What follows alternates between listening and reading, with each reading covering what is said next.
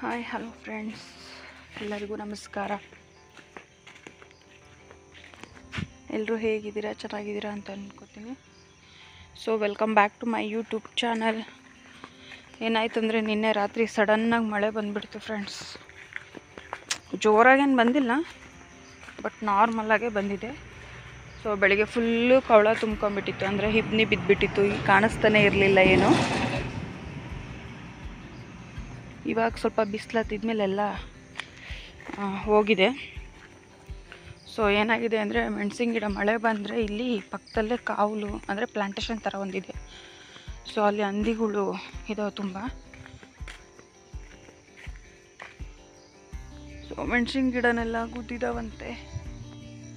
ನೋಡಬೇಕು ಜಾಸ್ತಿ ಹಾಳಾಗಿದೆಯೋ ಇಲ್ವೋ ಏನು ಎತ್ತ ಅಂತ. ನಮ್ಮ ಮನೆಯವರು ಟೊಮೊಟೊ ಸಾಲುಗಳು ಸ್ವಲ್ಪ ಮಳೆ ಬಂದಿತ್ತಲ್ವ, ಗೂಟ ಬಿಗಿ ಮಾಡಿರಲಿಲ್ಲ. ಸೊ ಅದಕ್ಕೆ ಅವು ಬಿದ್ದಿದ್ವು. ಅವನ್ನ ರೆಡಿ ಮಾಡಿ ಬಂದು ದಾಳಿಂಬೆ ಗಿಡದ ಕಳೆ ಕೀಳ್ತಾ ಇದ್ದಾರೆ.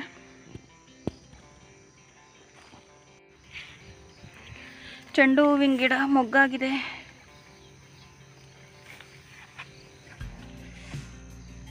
ಎಷ್ಟೊಂದು ಗಿಡ ಇದು ಫ್ರೆಂಡ್ಸ್. ಹಾಕ್ದಲ್ಲೇ ಸುಮ್ಮನೆ ಒಣಗಿಸಿ ಲಾಸ್ಟ್ ಟೈಮಲ್ಲಿ ಹಾಕಿದ್ರು. ಪಾಪ ಹೆಂಗೆಂಗೋ 4 ಗಿಡ ಮಾತ್ರ ಜೀವ ಇಟ್ಕೊಂಡಿದ್ದಾವೆ ಅಲ್ಲೇನ್ರಿ? ಕಟಿಂಗ್ ಮಾಡಬೇಕಿತ್ತ? ಹಾಂ, ಮಾಡಲ್ವಾ?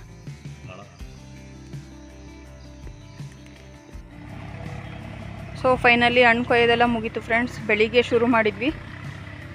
ಸೊ ಇವಾಗ ಮುಗೀತು. ಸೊ ನನ್ನ ಸಾಲು ನಾನು ಫಸ್ಟ್ ಮುಗಿಸ್ಕೊಂಡು ಬಂದೆ. ಈಗ ಇವ್ರ ಸಾಲು ಮುಗಿಸ್ಕೊಂಡು ಬರ್ತಾ ಇದ್ದಾರೆ. ನಿನ್ನೆ ನೈಟ್ ಮಳೆ ಬಂದಿರೋದಕ್ಕೋ ಏನೋ ಹೆವಿ ಬಿಸಿಲು, ಭಯಂಕರ ಬಿಸಿಲಿದೆ ಫ್ರೆಂಡ್ಸ್ ಇವತ್ತು.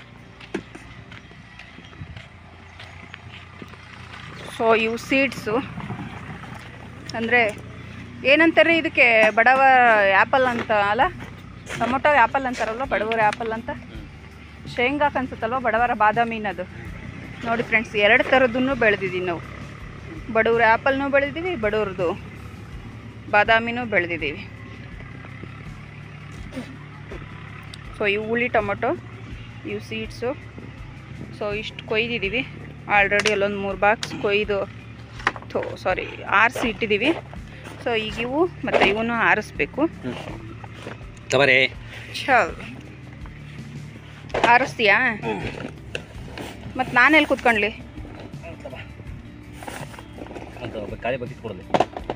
ಖಾಲಿ ಬಕೆಟ್ ಇಲ್ಲಿ ಇದ್ದಾವೆ. ಸೆಕೆಂಡ್ಸ್ ಹಾಕಕ್ಕ. ಅಪ್ಪಾಜಿ ಮುಸ್ರಿಗೆ ಹಾಕುತ್ತೀರಿ, ಈ ಕಡೆಗೆ ಹಾಕು ಅವನ್ನ. ಸುರ್ಕೈ ಒಳ್ಳೆ ಹಣ್ಣು ಸುರ್ಕೊಂಡ ಬಕೆಟ್ ಇಟ್ಕ. ನೀರು ಸೋರ್ತಾವಲ್ಲ ಕೆಟ್ಟೋಗಿರೋವು, ಅವನ್ನ ಇಲ್ಲಿ ಹಾಕು ಒಂದು ಹತ್ರ. ಈ ಕಡೆಗೆ ಅಪ್ಪಾಜಿ ಆದ ಕಳುತ್ತೆ, ಹಸ್ಗಳಿಗೆ ಹಾಕಕ್ಕೆ ಬರ್ತಾವ. ಸೊ ಊಟ ತುಂಬಿಟ್ಟೋಗ್ಬಿಟ್ರೆ ಅದೇ ಊಟಕ್ಕೆ ಮಾಡೋರು ಯಾರು ಅಡುಗೆನ? ಹಾಂ ರೀ, ನಿನ್ನ ಜೊತೆಗೆ ನೀನು ಹಣ್ಣು ಕೊಯ್ದಿದ್ದು ಅಲ್ದಲ್ಲೇ ನೋಡಿ ಹೆಂಗೆ ಮಾಡ್ತೀಯ. ನನಗೆ ಎಲ್ಲ ಕಡೆಗೂ ನಾನು ಒಬ್ಬಳೇ ಕೆಲಸ ಮಾಡಬೇಕಲ್ವ?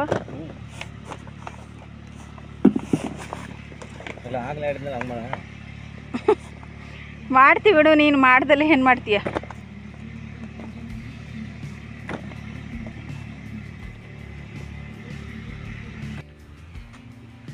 ಸೊ ಅದು ಎಲ್ಲ ರೆಡಿ ಮಾಡಿ ಮನೆಗೆ ಹೊರಟಿದ್ದೀವಿ.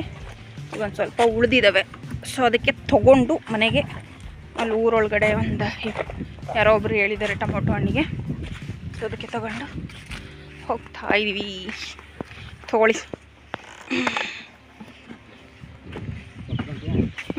ಮತ್ತು ಮನೆ ಹತ್ರ ಬಂದ್ವಿ.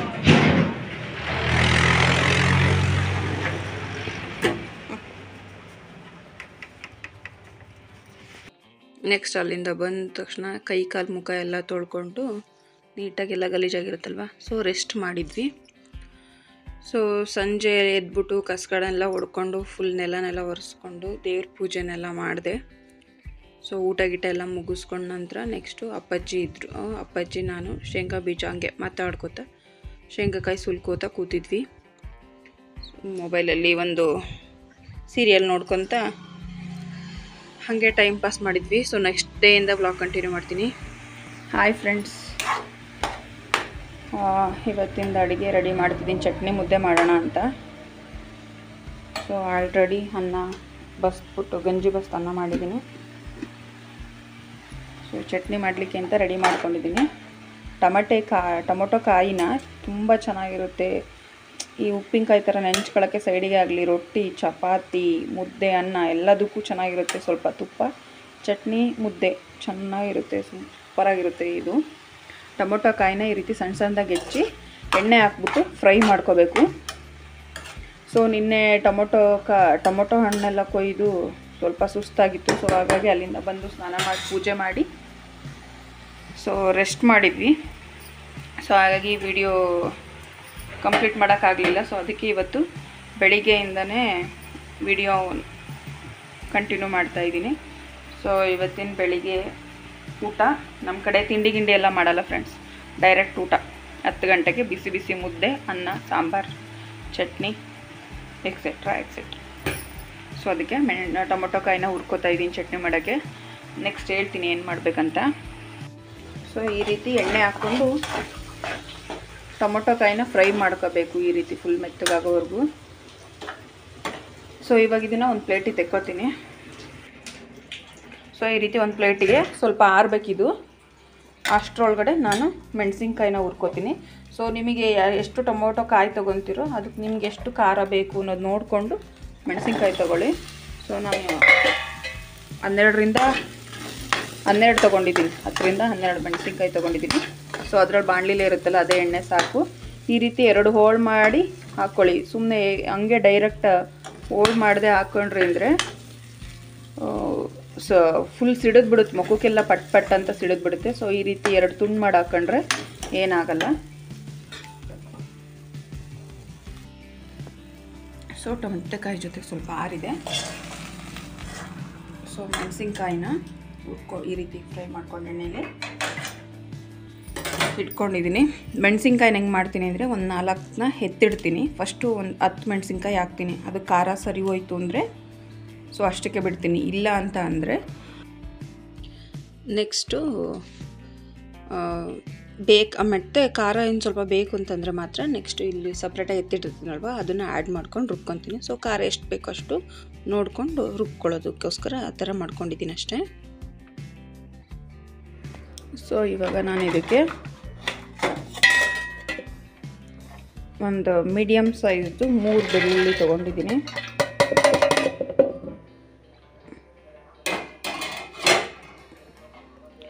ನೆಕ್ಸ್ಟು ಒಂದು ಅರ್ಧ ನಿಂಬೆಹಣ್ಣಿನ ಗಾತ್ರದ್ದು ಹುಣಸೆಹಣ್ಣು. ನೆಕ್ಸ್ಟು ಮತ್ತು ಟೊಮೊಟೊ ಕಾಯಿ ಮತ್ತು ಮೆಣಸಿನ್ಕಾಯಿ ಎರಡನ್ನೂ ಹಾಕೋತೀನಿ. ಟೊಮೊಟೊ ಕಾಯಿ ಮತ್ತು ಮೆಣಸಿನ್ಕಾಯಿ ಹಾಕ್ಕೊಂಡಿದ್ದೀನಿ. ಸೊ ನಾನು ಹೇಳಿರೋ ಹಾಗೆ ಒಂದು 2 ಮೆಣಸಿನ್ಕಾಯಿಂದಷ್ಟು ಬಿಟ್ಟಿದ್ದೀನಿ. ಸೊ ನೋಡ್ತೀನಿ ಇದಿಷ್ಟನ್ನು ರುಬ್ಕೊಂಡ್ಮೇಲೆ ನೆಕ್ಸ್ಟ್ ಅದಕ್ಕೆ ಫೈನಲಾಗಿ ರುಚಿಗೆ ತಕ್ಕಷ್ಟು ಉಪ್ಪು.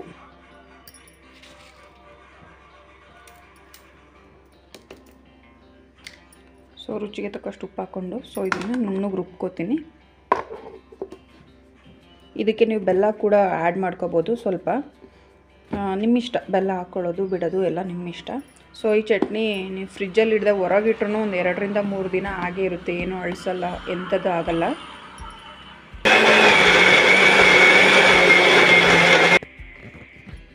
ಸೊ ಈ ರೀತಿ ಮಿಕ್ಸಿಗೆ ಹಾಕ್ಕೋಬೇಕು ನುಣ್ಣಗೆ. ಎಷ್ಟು ಸಾಧ್ಯನೋ ಅಷ್ಟು ನುಣ್ಣಗೆ ಹಾಕ್ಕೊಳ್ಳಿ, ಚೆನ್ನಾಗಿರುತ್ತೆ. ಸೊ ನನಗೆ ಮೆಣಸಿನ್ಕಾಯಿ 10 ಮೆಣಸಿನ್ಕಾಯಿ ಅಷ್ಟಕ್ಕೆ ಕರೆಕ್ಟ್ ಆಯಿತು ಖಾರ. ಸೊ ಹಾಗಾಗಿ ಈ ಮೆಣಸಿನ್ಕಾಯಿ ಹಾಗೆ ಬಿಟ್ಬಿಡ್ತೀನಿ. ಸೊ ಇದೇ ಪರ್ಫೆಕ್ಟಾಗಿದೆ. ಸೊ ನೆಕ್ಸ್ಟು ಇಲ್ಲಿ ಮುದ್ದೆ ಮಾಡಲಿಕ್ಕೂ ಕೂಡ ಇಟ್ಟಿದ್ದೀನಿ. ಮುದ್ದೆ ಆಲ್ರೆಡಿ ಬೆಂದಿದೆ. ಸೊ ಮುದ್ದೆ ಕಟ್ಟಬೇಕು. ನೆಕ್ಸ್ಟು ಬಿಸಿ ಬಿಸಿಯಾಗಿ ಮುದ್ದೆ ಕಟ್ಕೊಂಡು ನಡುವೆ ಈ ರೀತಿ ಒಂದು ಗುಂಡಿ ಮಾಡ್ಕೋಬೇಕು. ಸೊ ಈ ರೀತಿ ಗುಂಡಿ ಮಾಡ್ಕೊಂಡ ನಂತರ ಬಿಸಿ ಬಿಸಿ ಮುದ್ದೆಗೆ ಒಂದು ಕಡೆ ಚಟ್ನಿ ಎಷ್ಟು ಬೇಕೋ ಅಷ್ಟು, ಇನ್ನೊಂದು ಕಡೆಗೆ ತುಪ್ಪ. ಸೊ ತುಪ್ಪ ಏನು ಗುಂಡಿ ಮಾಡಿಕೊಂಡು ಈ ರೀತಿ ಎತ್ತಿತ್ಕೊಂಡು ತಿಂದರೆ ತುಂಬ ಟೇಸ್ಟಿಯಾಗಿರುತ್ತೆ ಫ್ರೆಂಡ್ಸ್. ಇವ್ರು ತೋರಿಸ್ತಿದ್ದಾರೆ ನೋಡಿ ಫ್ರೆಂಡ್ಸ್. ಆ ಥರ ಈ ತುಪ್ಪ ಸ್ವಲ್ಪ ಕರಗಿದ ಮೇಲೆ ಚಟ್ನಿನೂ ತುಪ್ಪನೂ ನೀಟಾಗಿ ಕಲಿಸ್ಕೊಂಡು ಮುದ್ದೆನ ಮುರಿದು ಕೈಲಿ ಸ್ವಲ್ಪ ಹಿಂಗೆ ಮಿದ್ದು ಚಟ್ನಿ ಮತ್ತು ತುಪ್ಪದಲ್ಲಿ ಎತ್ಕೊಂಡು ತಿಂತಾಯಿದ್ರೆ ತುಂಬಾ ಚೆನ್ನಾಗಿರುತ್ತೆ, ತುಂಬ ಟೇಸ್ಟಿಯಾಗಿ ಕೂಡ ಇರುತ್ತೆ. ನೀವು ಮನೇಲಿ ಒಂದ್ಸಲ ಟ್ರೈ ಮಾಡಿ ನೋಡಿ ಈ ರೆಸಿಪಿನ, ಚೆನ್ನಾಗಿರುತ್ತೆ ಟೊಮೊಟೊ ಕಾಯಿ ಚಟ್ನಿ. ಇದು ನೋಡಿ ಫ್ರೆಂಡ್ಸ್, ನಮ್ಮ ಮನೆ ಹತ್ರನೇ ಒಂದೇ ಒಂದು ಟೊಮೊಟೊ ಇದೆ. ಇದು ಒಂಥರ ಡಿಫ್ರೆಂಟ್ ಆಗಿದೆ. ಸೊ ಏನಂದರೆ ಅಪ್ಪಾಜಿ ಇವತ್ತು TVS ರಿಪೇರಿ ಕೊಟ್ಟಿದ್ದಾರೆ,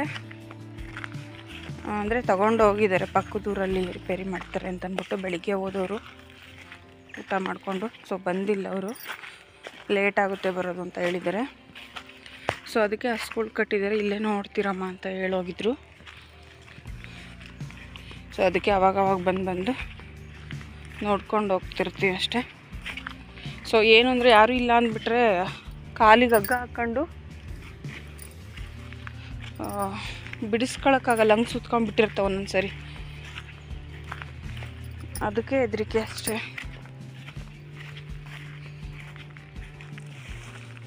ನೋಡಿ ಇದು ಮೇಯ ಅಂತ ಈ ರೀತಿ ಮರಕ್ಕೆ ಸಿಗಾಕೊಂಡಿದ್ದೀವಿ ಒಂದು ರೌಂಡ್ ಸುತ್ಕೊಂಡ್ಬಿಟ್ಟಿದ್ವಿ, ಗೊತ್ತಾಗ್ತಿಲ್ಲ ಅದಕ್ಕೆ ಹಿಂಗೆ ಏನಂತ. ಶೂ ಶೂ ಶಾ ನಡಿ ಶೂ.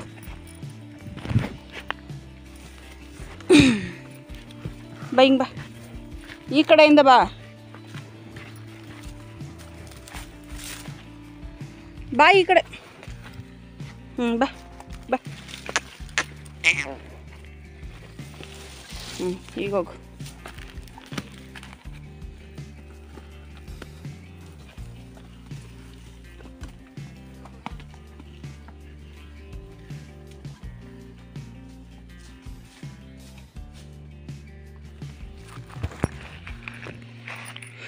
ಸೊ ಇವುಗಳು ಮೇಯ್ತಿದ್ದಾವೆ. ಸೊ ಇದೊಂದು ಹಸು ಹಂಗೆ ಮರಕ್ಕೆ ಸುತ್ಕೊಂಡು ಸುಮ್ಮನೆ ನಿಂತಿದ್ದಿ ಪಾಪ. ಎಷ್ಟೊಂದು ಹುಲ್ಲು ಐತೆ ಫ್ರೆಂಡ್ಸ್. ಹೆಂಗೆ ಅಂದರೆ ಸುಮ್ಮನೆ ತಿನ್ನಲ್ಲ, ಅಲ್ಲೊಂದು ಸರಿ ಇಲ್ಲೊಂದು ಸರಿ ಇಲ್ಲೊಂದು ಸರಿ ಅಲ್ಲೊಂದು ಸರಿ ಬಾಯಾಕಂತ ಸುಮ್ಮನೆ ನಿಂತ್ಕೊತವೆ. ಇವೆಲ್ಲ ಡೈಲಿ ಹಾಕ್ಕೊಳ್ಳೋ ಬಟ್ಟೆಗಳು. ಸೊ ಬೀರ್ ಕ್ಲೀನ್ ಮಾಡ್ತಿದ್ದೆ ಅಲ್ಲ, ಸೊ ಅದಕ್ಕೆಲ್ಲ ನಡುಮನೆಗೆ ತೊಗೊಂಬಂದು ಈ ರೀತಿ ಮಡ್ಚಿಡ್ಕೋತಾ ಇದ್ದೀನಿ. ಇವನು ಅಲ್ಲೇ ಜೋಡಿಸ್ಬೇಕು ಅಂತ ಅಂದ್ಕೊಂಡಿದ್ದೀನಿ, ನೋಡ್ತೀನಿ ಯಾವ ರೀತಿ ಆಗುತ್ತೆ ಅಂತ. ಇರಲಿಲ್ಲ ಹೆಂಗೆ ಗುಂಡಿ ಬಗ್ದ ನೋಡು, ಹೊಂಡ ಇದೆ.